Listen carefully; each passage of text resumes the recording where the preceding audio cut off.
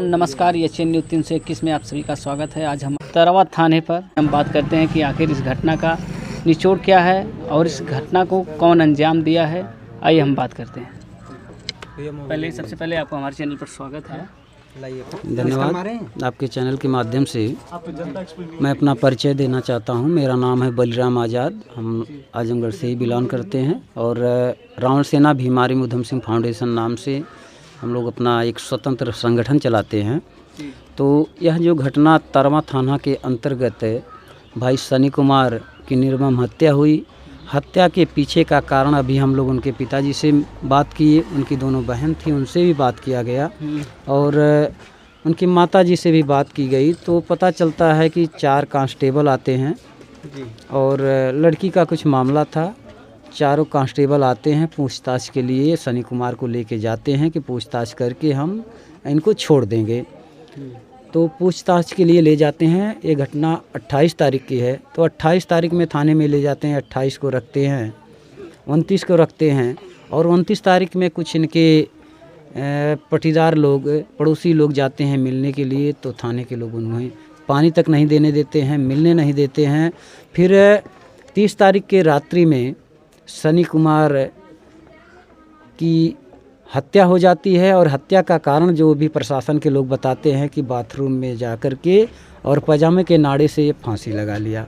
तो प्रशासन से मेरा सवाल है, प्रशासन से मैं यह कहना चाहता हूँ, पूछना चाहता हूँ कि क्या पजामे के नाड़े से फांसी लग सकती है? यह संभव है? दूसरी चीज़, जब किसी भी व्यक्ति को कस्टडी में लेते हैं तो जेब में पेन रहती है, आप उसको भी निकाल लेते हैं, कमर में बेल्ट रहता है उसको निकाल लेते हैं, जूता बाहर निकाल देते हैं। तो नाड़ा कहाँ से आ गया और नाड़ा कितना बड़ा रहेगा कि उससे खिड़की में बांध करके कोई व्यक्ति जो है फांसी लगा लेगा? ठीक है, फांसी लगा लिया। तो आज पहरा रहता है, पहरा कहाँ गया था रात में? या घटना आप सुबह की बता रहे हैं, तो सुबह में पहरा कहाँ गया था? पहरा कोई पानी भी मांगता है तो बिना पहरा की अनुमति को पानी नहीं मिलता है। जो कस्टडी में व्यक्ति रहता है बिना पहरा ले जाता है बाथरूम करवाने के लिए, टट्टी पेशाब करवाने के लिए पहरा ले जाता है, लेकिन वो फांसी लगा लिया, फांसी लगा के मर गया। और जो पुलिस प्रशासन के लोग हैं, तरवा थाने के लोगों को पता नहीं चलती है, बाद में पता चलती है और घटना का कारण बताया जाता है कि पैजामे के नाड़े से फांसी लगा लिया। तो ये जो भी है पुलिस प्रशासन का रवैया, ये बातें अगर हम लोग चिंतन मनन करेंगे तो ये सरेआम ऐसा लगता है कि ये बनावटी कहानी बनाई गई है। दूसरी बात है कि परिवार का कहना है कि हम लोगों को सूचना नहीं दी गई और हमारे बेटे को मार करके उसके बाद इन्हें ले जा करके मर्चरी हाउस में रख देते हैं। उसके बाद परिवार थाने पे जाता है, तब पता चलता है कि इनकी बेटे की हत्या हो गई है। तो ये पुलिस प्रशासन की कहीं ना कहीं इनकी लापरवाही है, इनकी मिलीभगत की वजह से या तो इनकी बर्बरता की वजह से सनी कुमार की हत्या हुई है। अच्छा, तो आप प्रशासन से इस टाइम क्या उम्मीद रखते हैं कि न्याय मिल पाएगा इनको कि नहीं? देखिए, प्रशासन से अगर उम्मीद रहती तो प्रशासन अपना काम सही तरीके से करता। 24 घंटा पूरा होने से पहले ही इनको जो है चाहे 151 की चालान होती, चाहे आप इन्हें जो है जिला पे भेज देते, लेकिन आप चालान करके अपना जो संवैधानिक रेगुलेशन है उसको आप पूरा करके हटा देते तो आप तो स्वच्छ सभी के होते। लेकिन जब 3 दिन आप रख रहे हो, 4 दिन बीत जा रहा है, तो ये संदिग्ध मामला बन रहा है कि आप 4 दिन क्यों रख रहे हैं। 1 दिन में पूछताछ पूरी नहीं हो रही है, 2 दिन में पूरा नहीं हो रही, 3 दिन 4 दिन लग जा रहा है। तो इससे लग रहा है कि ये पुलिस की मिली भगत की वजह से सनी कुमार की जान गई है। अच्छा, जब पुलिस प्रशासन अब मतलब उसी की मिली भगत है तो मामला किसके संज्ञान में मतलब जांच होना चाहिए? देखिए, इस मामले को सीबीआई जाना चाहिए कि नहीं? सीबीआई को एकदम जाना चाहिए या और भी अदर जिला से आला अधिकारी इसका आईओ चुना जाए और वह जांच करे। जांच करके जितने भी दोषी इस प्रकरण में आते हैं सभी लोगों को सस्पेंड करके इनको पूर्ण रूप से निलंबित कर दिया जाए और निलंबित करने के बाद सनी कुमार की हत्या प्रकरण में इनको कम से कम फांसी की सज़ा तो ज़रूर होनी चाहिए कि दूसरा कोई सनी पुलिस प्रशासन के भेंट ना चढ़ पाए। ऐसे समाज के और हम लोग समाज के एक चिंतक होने के नाते ऐसी मांग कर रहे हैं।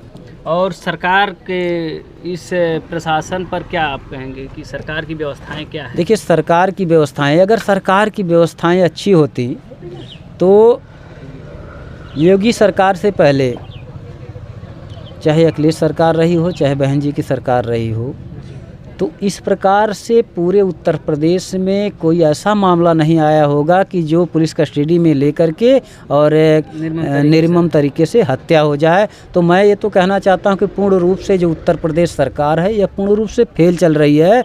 यह सरकार, इस सरकार में पूर्ण रूप से भारतीय हिंदू समाज रचना पे काम हो रहा है और भारतीय हिंदू समाज रचना के तहत जो वर्ण व्यवस्था बनी है, पूर्ण रूप से वर्ण व्यवस्था के पोषक तत्व पैदा हो गए हैं, जिसकी वजह से SC ST OBC समाज पे आए दिन थानों पर शोषण, अन्याय, अत्याचार, पुलिसिया तांडव बढ़ता जा रहा है। ये पूर्ण रूप से प्रशासन और सरकार की देन है। सरकार अगर सख्त हो जाए तो किसी में दम नहीं है कि ऐसी घटना कर सके। और सरकार मनुस्मृति के हिसाब से चल रही है और यह देश संविधान से चल रहा है। अगर यह लोग संविधान का पालन करते तो 24 घंटा पूरा होते होते यह लोग जो है चालान कर देते, और चालान कर देते तो शायद सनी कुमार की हत्या नहीं हो पाती।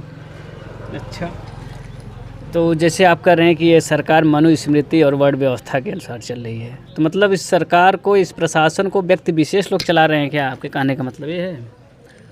देखिए, कुछ व्यक्ति विशेष, जैसे आप देख लेंगे, कहना तो नहीं चाहिए आज के दिन, जब अधिनियम 1919 बना था ब्रिटिश हुकूमत जी, तो ब्रिटिश हुकूमत ने भारत में रहने वाले जो सवर्ण समाज के लोग हैं, खास करके सबसे ऊपर पायदान पे रहने वाली जो जाति है, उस जाति को जज बनने से रोक लगा दी। और जब यह लोग पूछे कि ये ब्रिटिश सरकार हम लोगों के साथ अन्याय कर रही है, तो उस समय ब्रिटिश सरकार ने कहा कि ब्राह्मणों के पास न्यायिक चरित्र नहीं होता, इसलिए ब्राह्मण जज नहीं बन सकता है। तो आज तो नीचे से ऊपर तक, दाएं से बाएं तक, चारों तरफ यही लोग भरे हुए हैं। तो जब ये लोग भरे हुए हैं तो हमारे साथ अन्याय, अत्याचार, शोषण आए दिन बढ़ता जा रहा है। तो आप जैसे आप बोलें कि भीम आर्मी से फाउंडेशन से आपका स्वतंत्र एक समूह है, तो आप कब तक इनके साथ खड़े रहेंगे? जब तक न्याय नहीं मिल जाएगा? देखिए, जब तक न्याय नहीं मिल जाएगा तब तक हम इस परिवार से अभी नंबर लेके चलेंगे, हालचाल लेते रहेंगे और बड़े स्तर पे प्लानिंग की जाएगी कि आजमगढ़ में जितने भी छोटे संगठन हैं, बड़े संगठन हैं और जितनी राजनीतिक पार्टियां हैं, सभी लोग सनी भाई को न्याय दिलाने के लिए एक मंच पे आकर के शासन प्रशासन से जो भी बात की जाएगी, आगे SC ST आयोग हो, चाहे दिल्ली हो, चाहे लखनऊ हो, वहाँ भी हम लोग अपनी बात रखेंगे।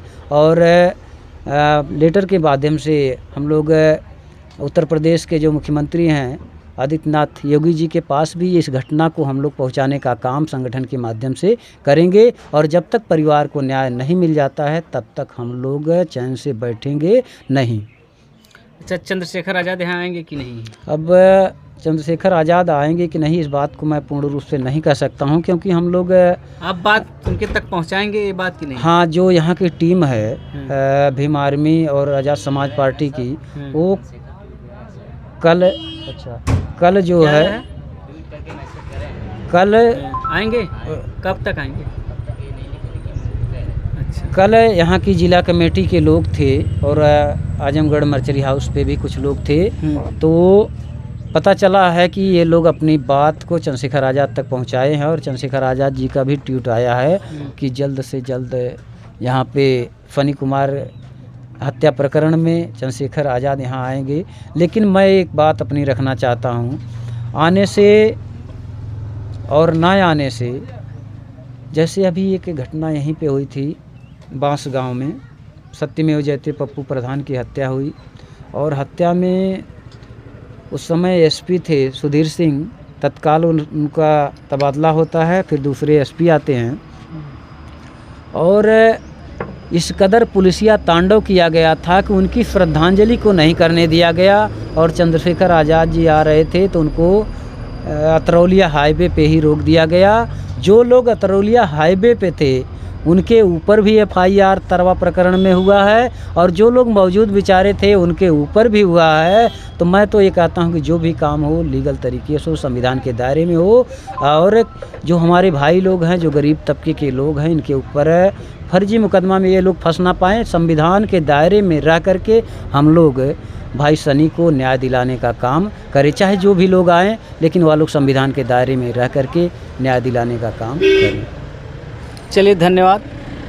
आप देख रहे थे, अब तक हम थे बलराम आज़ाद के साथ, और ये पूरे परिवार के साथ खड़े रहेंगे डट करके। और मेरी गुजारिश है, अपील है कि यहाँ के जो भी शासन प्रशासन है, ऐसी घटनाएं अगर जो देश के रक्षक हैं वही भक्षक बनने लगेंगे, कहीं ना कहीं ये बहुत ही एक अद्वितीय घटनाएं हैं। अगर इस तरीके से होने लगे तो सोचिए आदमी किसके यहाँ जाएगा गुहार करने। जो संविधान है, धर्म को तो लोग ख़त्म कर दिए, अब संविधान ही हमको जीवंत किया है। अगर संविधान के अंतर्गत भी रह कर के हम सुरक्षित ना रहें तो ऐसी सरकार से हमें क्या फ़ायदा, कि नहीं?